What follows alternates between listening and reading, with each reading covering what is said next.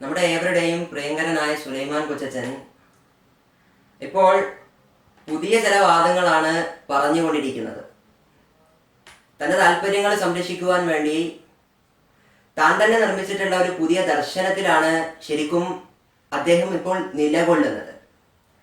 സത്യം വിളിച്ചു പറഞ്ഞതിൻ്റെ പേരിൽ തനിക്ക് ഒരുപാട് സ്ഥലങ്ങളിൽ നിന്ന് വ്യത്യസ്തമായ വിമർശനങ്ങൾ ഏറ്റുവാങ്ങേണ്ടി വന്നിട്ടുണ്ടെന്ന് അവകാശപ്പെടുന്ന ഇദ്ദേഹം ആ വിമർശനങ്ങൾക്കൊന്നും താൻ മറുപടി കൊടുക്കാത്തത് തൻ്റെ വിനയം കൊണ്ടാണെന്ന് പറയുമ്പോൾ സത്യം മനസ്സിലാക്കാൻ ശ്രമിക്കുന്ന ഒരാളെ സംബന്ധിച്ചിടത്തോളം അദ്ദേഹത്തിൻ്റെ വിനയം കൊണ്ടല്ല, മറിച്ച് ആശയപരമായ ദാരിദ്ര്യവും വ്യക്തിപരമായ കഴിവുകേട് കൊണ്ടുമാണ് അദ്ദേഹത്തിന് വിമർശനങ്ങൾക്ക് ഓരോന്നിനും അക്കമിട്ട് മറുപടി നടത്താൻ സാധിക്കാത്തത് എന്നാണ് മനസ്സിലാക്കുവാൻ സാധിക്കുക. ഇവിടെ മുസ്ലിങ്ങൾക്കിടയിൽ ലവ് ജിഹാദിന് വേണ്ടി ആസൂത്രിതമായൊരു സംഘം നിലവിലുണ്ട് എന്നും ആ സംഘം ഈ നാട്ടിലുള്ള നല്ലവരായ അമുസ്ലിങ്ങളായ യുവതികളെ വഴിതെറ്റിക്കുവാൻ പരിശ്രമിക്കുന്നുണ്ട് എന്നും വളരെ സമർത്ഥമായി പറഞ്ഞ് പ്രചരിപ്പിക്കുന്നതിന്റെ കെട്ടിച്ചമയ്ക്കുന്നതിന്റെ ഭാഗമായി കുറച്ച് കാലങ്ങളായി വ്യത്യസ്തങ്ങളായ ആരോപണങ്ങൾക്കാണ് ഇസ്ലാം വിധേയമായിക്കൊണ്ടിരിക്കുന്നത്. അത്തരം ആരോപണങ്ങളിൽ കേവലമായ ഒരു ആരോപണം മാത്രമാണ് നമ്മുടെ സുലൈമാൻ കൊച്ചച്ചന്റെ ആരോപണം. മൂപ്പരിപ്പോ പറഞ്ഞുകൊണ്ടിരിക്കുന്നത് ഇസ്ലാം സ്ത്രീകളെ പീഡിപ്പിക്കാൻ പറയുന്ന മതമാണ് പോലും, ഇസ്ലാം സ്ത്രീകളെ അടിക്കാൻ പറയുന്ന മതമാണ് പോലും.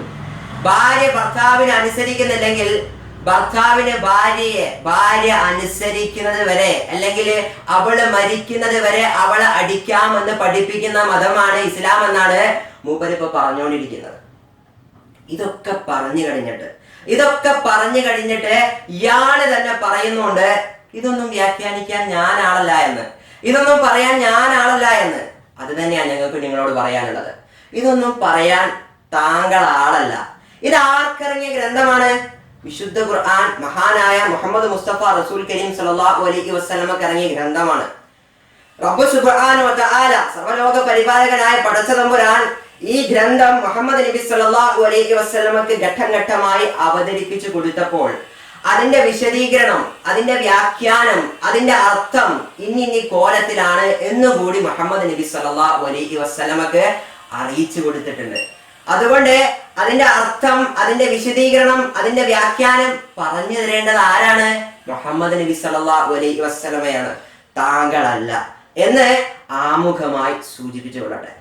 ഇവിടെ ഇപ്പം അദ്ദേഹം സൂറത്തു നിസായിലെ 34-ാം ആയത്തിലെ ഒരു ഭാഗം ഓതി അതിന്റെ അർത്ഥം പറഞ്ഞ് അത് മുസ്ലിം ഭർത്താക്കന്മാർക്ക് ഭാര്യമാരെ അടിക്കാനുള്ള തെളിവാണ് എന്ന് വാദിക്കുകയാണ്.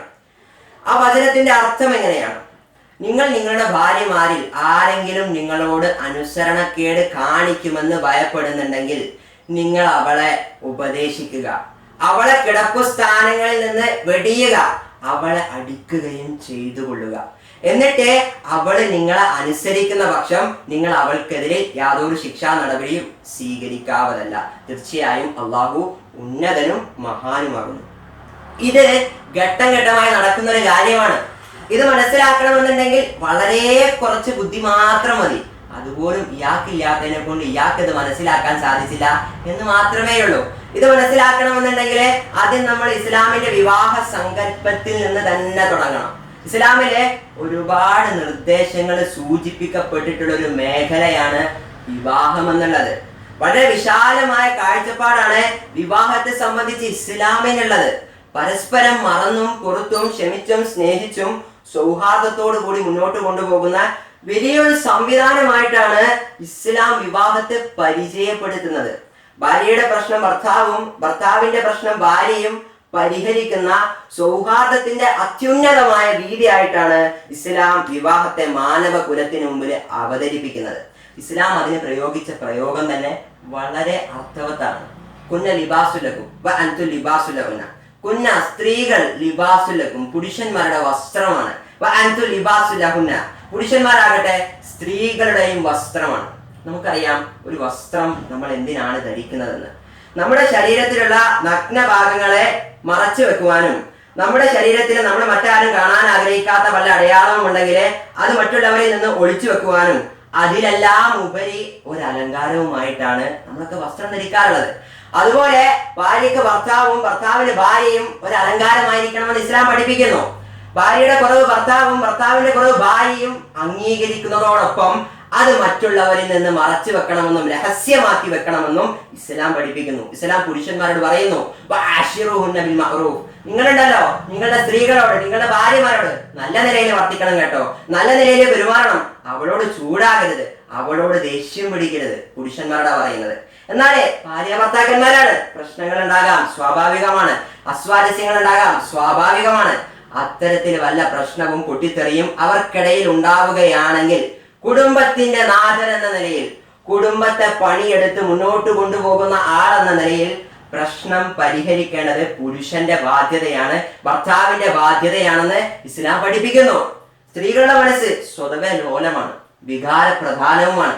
അതുകൊണ്ട് തന്നെ അവളുടെ പക്കൽ നിന്ന് സ്വാഭാവികമായും ഉണ്ടായേക്കാവുന്ന പ്രശ്നങ്ങളെ മുഖവിലക്കെടുത്തുകൊണ്ട് പ്രശ്നം പരിഹരിക്കേണ്ടതിന്റെ ഉത്തരവാദിത്തം ഭർത്താവിനെ ഇസ്ലാം ചാർത്തി കൊടുത്തു.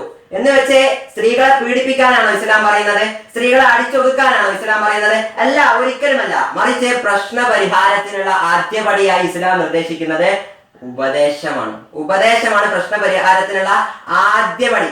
എങ്ങനെയാ ഉപദേശിക്കേണ്ടത്? ആളുകൾക്കിടയിൽ വെച്ച് ചീത്ത പറഞ്ഞിട്ടാണോ ഉപദേശിക്കേണ്ടത്? ബന്ധുക്കൾക്കിടയിൽ വെച്ച് ആരോപണങ്ങൾ ഉന്നയിച്ചിട്ടാണോ ഉപദേശിക്കേണ്ടത്? അയൽവാസികൾക്കിടയിൽ വെച്ച് പരിഹസിച്ചിട്ടാണോ ഉപദേശിക്കേണ്ടത്? അല്ല, പിന്നെ എങ്ങനെയാണ് ഉപദേശിക്കേണ്ടത്? അവർ രണ്ടുപേരും മാത്രം അറിയുന്ന വിധത്തില്, അവർ രണ്ടുപേരും മാത്രം ഉള്ള സന്ദർഭത്തില് പരസ്പരം മനസ്സ് തുറന്ന് സംസാരിക്കുക. അവളോട് പറയുക, നിന്റെ ആ സ്വഭാവം ഉണ്ടല്ലോ, അതെനിക്കിതിരെ പിടിക്കുന്നില്ല കേട്ടോ, നീ ആ സ്വഭാവം മാറ്റിവെക്കണം, അത് ഒഴിവാക്കണം, അല്ല എന്നുണ്ടെങ്കിൽ അത് നമ്മുടെ മുന്നോട്ടുള്ള ജീവിതത്തിന് തടസ്സമാകും, വിനയാകും, നീ ആ സ്വഭാവം മാറ്റണം. അവളോട് ചോദിക്കുക, നീ പറ, എന്തെങ്കിലും കുഴപ്പം, പെശക്, പ്രശ്നം എന്റെ സംസാരത്തിലോ എന്റെ ഭാഗത്തോ എന്റെ ജീവിതത്തിലോ ഉണ്ടോ? നീ പറഞ്ഞാൽ ഞാനത് മാറ്റിവെക്കാം, ഒഴിവാക്കാം. അങ്ങനെ പരസ്പരം മനസ്സു തുറന്ന് സംസാരിക്കാനാണ് പ്രശ്ന പരിഹാരത്തിനുള്ള ആദ്യപടിയായി ഇസ്ലാം നിർദ്ദേശിക്കുന്നത്. ഇനി അതുകൊണ്ട് കാര്യമായില്ല, ഉപദേശം ഉപകരിച്ചില്ല, കൂടിയിരുത്തം പ്രയോജനപ്പെട്ടില്ല എങ്കിലേ പ്രശ്ന പരിഹാരത്തിനുള്ള അടുത്ത പടിയായി ഇസ്ലാം പറയുന്നത് കിടപ്പു സ്ഥാനങ്ങളിൽ നിന്ന് അവളെ വെടിയുക എന്നുള്ളതാണ്. എങ്ങനെ കിടപ്പു സ്ഥാനങ്ങളിൽ നിന്ന് വെടിയുക? അവളെ റൂമിന് പുറത്താക്കി വാതിലടച്ച് പുറത്തേക്ക് ആക്കണമെന്നാണോ? അങ്ങനെ പുറത്താക്കി വാതിലടച്ചു കഴിഞ്ഞാൽ പുറത്തുള്ള ആളുകൾ അറിയും, അതറിയാൻ പാടില്ല. ഇത് ഇവർക്കിടയിൽ മാത്രം അറിഞ്ഞുകൊണ്ട് നടക്കേണ്ട ഒരു കാര്യമാണ്, പുറത്തൊരാളും അറിയാൻ പാടില്ല. പിന്നെ എങ്ങനെയാണ് കിടപ്പു സ്ഥാനങ്ങളിൽ നിന്ന് വെടിയുക? നമുക്കറിയാം, ഒരു ശരീരമായിക്കൊണ്ടായിരുന്നു അവര് കിടന്നിരുന്നത്. ആ സ്ഥിതി മാറി വളരെ വ്യക്തമായി അവളെ ഒരു മനഃശാസ്ത്രപരമായ സമീപനം എന്ന രീതിയിൽ ഒന്ന് മാറ്റിക്കിടത്തുക കിടപ്പു സ്ഥാനത്ത് നിന്ന്. ചെറിയ ചില പ്രശ്നങ്ങളൊക്കെ ആണെങ്കിൽ അതൊക്കെ അതോടുകൂടി കരിഞ്ഞില്ലാതാകും. ഇനി അതുകൊണ്ടും കാര്യമായില്ല, അതുകൊണ്ടും പ്രയോജനം ഉണ്ടായില്ല എങ്കിലേ അടുത്ത ഘട്ടമായി ഇസ്ലാം പറയുന്നു, നിങ്ങൾ അവളെ അടിച്ചുകൊള്ളുക. ഇതാണ് ഞങ്ങൾ പറഞ്ഞത്. ഇസ്ലാം സ്ത്രീകളെ അടിക്കാൻ പറയുന്ന മതമാണ്, ഇസ്ലാം സ്ത്രീകളെ പീഡിപ്പിക്കാൻ പറയുന്ന മതമാണ്. അല്ല, അങ്ങനെയല്ല. ഞാൻ ആമുഖമായിട്ടൊരു കാര്യം പറഞ്ഞു വെച്ചിട്ടുണ്ട്. ഇത് ആർക്കിറങ്ങിയ വചനമാണ്? മുഹമ്മദ് നബി സല്ലല്ലാഹു അലൈഹി വസല്ലമക്ക് ഇറങ്ങിയ വചനമാണ്. ഇതിന്റെ വ്യാഖ്യാനം, ഇതിന്റെ അർത്ഥം, ഇതിന്റെ വിശദീകരണം പറഞ്ഞു തരേണ്ടത് ആരാണ്? മുഹമ്മദ് നബി സല്ലല്ലാഹു അലൈഹി വസല്ലമയാണ്. മുഹമ്മദ് നബി സല്ലല്ലാഹു അലൈഹി വസല്ലം പറയുന്നത് കേട്ടോളൂ, നിങ്ങൾ അവളെ അടിക്കുക. മുറിപ്പെടാത്ത നിലയിലുള്ള അടിയായിരിക്കണം അത്. ഒരടിയായിരിക്കണം അത്, മുറിപ്പെടാത്ത രീതിയിലുള്ള ഒരടി. ആ അടി കൊണ്ട് അവളുടെ ശരീരത്തിലെ ഒരവയവത്തിനും യാതൊരു കേടുപാടും സംഭവിക്കാൻ പാടില്ല.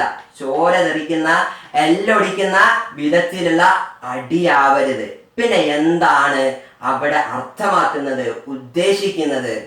തന്നെക്കാൾ തന്റെ ഭർത്താവിനെ സ്നേഹിക്കുന്ന ഒരു ഭാര്യയെ സംബന്ധിച്ചിടത്തോളം തന്റെ ഭർത്താവിന്റെ ഭാഗത്ത് നിന്നുണ്ടാകുന്ന ഒരു രൂക്ഷമായ നോട്ടം പോലും വളരെ വേദനാജനകമായ ഒരു കാര്യമായിരിക്കും. അതുകൊണ്ട് തന്നെ പ്രശ്ന പരിഹാരത്തിനുള്ള ഒരു മാർഗം എന്ന നിലയിൽ അവളുടെ ഭാഗത്ത് എന്തെങ്കിലും തെറ്റ് സംഭവിച്ചിട്ടുണ്ടെങ്കിൽ ഒരു മനഃശാസ്ത്രപരമായ സമീപനം എന്ന നിലയിൽ അവളെ അടിക്കാൻ ഇസ്ലാം പറയുന്നു. എന്ന് വെച്ച് മുടി പിടിച്ച് മുറ്റത്തേക്ക് വലിച്ചിട്ട് 4 ആള് കാണുക 4 കുട്ടി പൊട്ടിക്കാനാണോ ഇസ്ലാം പറയുന്നത്? അങ്ങനെ ചിലർ മനസ്സിലാക്കിയിട്ടുണ്ട്. അങ്ങനെയല്ല. അതുപോലെ തന്നെ ഒച്ചപ്പാടും ബഹളവും ഉണ്ടാക്കി ആളെ കൂട്ടി ആളുകൾക്കിടയിൽ വെച്ച് അവളുടെ മാർഗം വലിച്ചു കയറാനാണോ ഇസ്ലാം പറയുന്നത്? അതുമല്ല. അത് നബി സല്ലല്ലാഹു അലൈഹി വസല്ലം പഠിപ്പിച്ചിട്ടില്ല, അത് നബിചര്യയില്ല. അങ്ങനെ ചെയ്യാൻ പാടില്ല. ഇതും ഇവർക്കിടയിൽ മാത്രം അറിഞ്ഞുകൊണ്ട് നടക്കേണ്ട ഒരു കാര്യമാണ്. പുറത്തൊരാളും അറിയാൻ പാടില്ല, അവരുടെ സ്വന്തം മക്കൾ പോലും കാണാൻ പാടില്ല. പിന്നെ എന്താണ് ഇവിടെ പറയുന്നത്? തന്നെ സ്നേഹിച്ച, തന്നെ പരിലാളിച്ച, തന്റെ ഇച്ഛകളൊക്കെ സാധിച്ചു തന്ന തന്റെ ഭർത്താവിന്റെ ഭാഗത്ത് നിന്ന് അധികം വേദനിക്കാത്തൊരു കൊട്ട് കിട്ടുമ്പോൾ ഒരു തോണ്ടലാണെങ്കിൽ പോലും അവളുടെ ശരീരത്തിൽ അതുണ്ടാക്കുന്ന വേദന എന്നതിലുപരി അവളുടെ മനസ്സിൽ അതുണ്ടാക്കുന്ന ആഘാതം വളരെ വലുതായിരിക്കും. ഇസ്ലാം നിബന്ധനകൾ വെച്ചു, ഒരുപാട് നിബന്ധനകൾ, നിർദ്ദേശങ്ങൾ ആ മേഖലയിൽ വെച്ചു. ഒന്ന് ഞാൻ ആദ്യമേ പറഞ്ഞു, മുറിപ്പെടാത്ത നിലയിലുള്ള അടിയായിരിക്കണം അത്. ആ അടി കൊണ്ട് യാതൊരു മുറിവും അവൾക്ക് സംഭവിക്കാൻ പാടില്ല. രണ്ടാമത്തേത്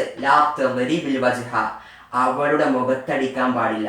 ഒരു മനുഷ്യന്റെ, ഒരു സ്ത്രീയുടെ ഏറ്റവും അധികം ആദരിക്കപ്പെടുന്ന ഒരു അവയവമാണ് മുഖം എന്നുള്ളത്. അവിടെ തൊടാൻ പുരുഷ നിനക്ക് അവകാശമില്ല, ഇസ്ലാം പറയുന്നു. മാത്രവുമല്ല, നബി സല്ലല്ലാഹു അലൈഹി വസല്ലമ ഒരിക്കൽ പറഞ്ഞിട്ടുണ്ട്, ഒരടിമയുടെ സ്ഥാനം പോലും കൊടുക്കാതെ മൃഗത്തെ പോലെ അടിച്ച് നിലം പരിശാക്കിയിട്ട് നാണമില്ല പുരുഷ നിനക്ക് രാത്രി അവളോടൊപ്പം കിടന്ന് ശയിക്കാനെന്ന് ഭാര്യമാരെ അടിക്കുന്ന ഭർത്താക്കന്മാരെ ഉദ്ദേശിച്ച് നബി സല്ലല്ലാഹു അലൈഹി വസല്ലമ വളരെ നിശിതമായ ഭാഷയിൽ വിമർശിച്ചിട്ടുണ്ട്, കുറ്റപ്പെടുത്തിയിട്ടുണ്ട്. പിന്നെ എങ്ങനെയാണ് ഇസ്ലാം സ്ത്രീകളെ പീഡിപ്പിക്കാൻ പറയുന്ന മതമാണെന്ന് പറയുക? അതിൽ എന്താ അർത്ഥമാണുള്ളത്?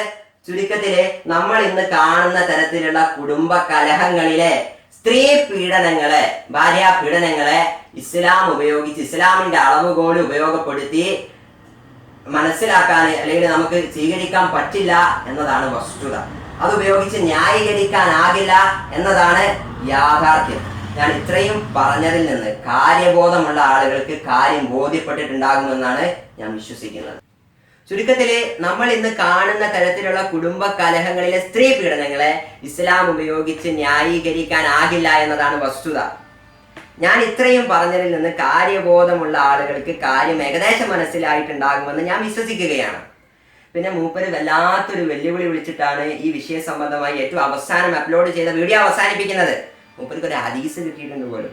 നബി സല്ലല്ലാഹു അലൈഹി വസല്ലം നബിയുടെ പത്നിയെ, ഭാര്യയെ അടിക്കുന്ന, പീഡിപ്പിക്കുന്ന മുസ്ലിം റിപ്പോർട്ട് ചെയ്യുന്ന ഒരു ഹദീസ് ഇയാൾക്ക് കിട്ടിയിട്ടുണ്ട് പോലും. ഇയാൾ ഇത് പറയുന്നത് കേട്ടപ്പോ ഞാൻ പല പണ്ഡിതന്മാരോടും ചോദിച്ചു, നബി സല്ലല്ലാഹു അലൈഹി വസല്ലം അത്തരത്തില് നബി സല്ലല്ലാഹു അലൈഹി വസല്ലമയുടെ ഏതെങ്കിലും പത്നിമാരെ, നമ്മുടെ ഉമ്മമാരെ അടിക്കുന്ന ഏതെങ്കിലും ഹദീസ് ഉണ്ടോ? അവര് പറഞ്ഞത് ഇല്ല എന്നാണ്. പിന്നെ ഇയാൾ പറയുന്ന ഹദീസ് ഏതാണ്?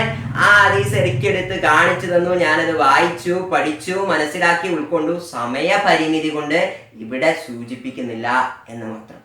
അവിടെ പറഞ്ഞിട്ടുള്ള അടി ഇയാൾ ഉദ്ദേശിക്കുന്ന രീതിയിലുള്ള ഒരു അടിയല്ല, അതൊരു സ്നേഹപ്രകടനത്തിന്റെ ഭാഗമായിട്ടുള്ള അടിയാണ്. അത്തരത്തിൽ സ്നേഹപ്രകടനത്തിന്റെ ഭാഗമായിട്ട് നബി സല്ലല്ലാഹു അലൈഹി വസല്ലമ പലരെയും അടിച്ചിട്ടുണ്ട്. ഒരിക്കൽ ഉബയ്യ് ഇബ്നു കഅബ് റളിയല്ലാഹു അൻഹുവിനെയും ഉമർ ഖത്താബ് റളിയല്ലാഹു അൻഹുവിനെയും നബി സല്ലല്ലാഹു അലൈഹി വസല്ലമ അടിച്ചിട്ടുണ്ട് സ്നേഹപ്രകടനത്തിന്റെ ഭാഗമായിട്ട്. ഉമർ ഖത്താബ് റളിയല്ലാഹു അൻഹു ഇസ്ലാം സ്വീകരിച്ച് ഇസ്ലാമിലേക്ക് കടന്നു വന്നപ്പോൾ ഉമർ ഖത്താബ് റളിയല്ലാഹു അൻഹുവിന്റെ നെഞ്ചത്തെ നബി സല്ലല്ലാഹു അലൈഹി വസല്ലമ 3 അടിയാണ് അടിച്ചത്, 3 കുത്താണ് കുത്തിയത്. അപ്പോൾ അത് ഇയാൾ മനസ്സിലാക്കിയ രീതിയിലുള്ള ഒരു അടിയല്ല, അതൊരു സ്നേഹപ്രകടനത്തിന്റെ, സന്തോഷത്തിന്റെ ഭാഗമാണ്, കാര്യമാണ്. ഇനിയിപ്പൊ ഞാൻ ഈ വ്യാഖ്യാനിച്ചത് ഇഷ്ടമായി തോന്നില്ല, അത് മതിയാവുന്നില്ല എന്നുണ്ടെങ്കിൽ ഈ അടി കിട്ടി എന്ന് പറയപ്പെടുന്ന ആയിഷ റളിയല്ലാഹു അൻഹ തന്നെ റിപ്പോർട്ട് ചെയ്യുന്ന മുസ്ലിമിലെ 4296 ഹദീസ് ഒന്ന് എടുത്ത് നോക്കിയാൽ മതി. ഈ അടി കിട്ടി എന്ന് പറയപ്പെടുന്ന ആയിഷ റളിയല്ലാഹു അൻഹ തന്നെ പറയുകയാണ്, നബി സല്ലല്ലാഹു അലൈഹി വസല്ലമ നബി സല്ലല്ലാഹു അലൈഹി വസല്ലമയുടെ കരം കൊണ്ട് ഒരാളെയും അടിച്ചിട്ടില്ല, ഒരു സ്ത്രീയെയും ഒരു അടിമയെപ്പോലും നബി തങ്ങൾ അടിച്ചിട്ടില്ല, യുദ്ധ സന്ദർഭത്തിൽ ഒഴികെ. നബി സല്ലല്ലാഹു അലൈഹി വസല്ലമയുടെ കരം കൊണ്ട് ഒരു സ്ത്രീയെ പോലും അടിച്ചിട്ടില്ല എന്ന്, അടി കിട്ടി എന്ന് ഇയാൾ ആരോപിക്കാൻ പോവുകയാണ്. ഇതിനായിട്ട് വേറൊരു വീഡിയോ ഉണ്ടാക്കുന്നുണ്ട് എന്നാ പറയുന്നത്. ആ ആയിഷ റളിയല്ലാഹു അൻഹ തന്നെയാണ് പറയുന്നത്. അപ്പൊ കാര്യം ക്ലിയർ ആണല്ലോ, കാര്യം സിമ്പിൾ ആണ്, ഇത്രയും മനസ്സിലാക്കാനുള്ളൂ. ഞാൻ ഇതും കൂടി എന്താണ് പറഞ്ഞത് എന്ന് വെച്ചാൽ, ഈ വിഷയം, ഈ ഹദീസ് ചർച്ച ചെയ്യാൻ വേണ്ടി മാത്രമായിട്ട് വേറൊരു വീഡിയോ ഇയാൾ ഉണ്ടാക്കുന്നുണ്ട് എന്നാ പറയുന്നത്. കൂടുതൽ വിഡിത്തം വിളമ്പാൻ വേണ്ടിയിട്ട് പാവം കൂടുതൽ മെനക്കെടണ്ട എന്ന് വിചാരിച്ചിട്ടാണ് ഇതിനാദ്യമേ മറുപടി പറഞ്ഞു വെച്ചത്. ഞാൻ അവസാനിപ്പിക്കുകയാണ്.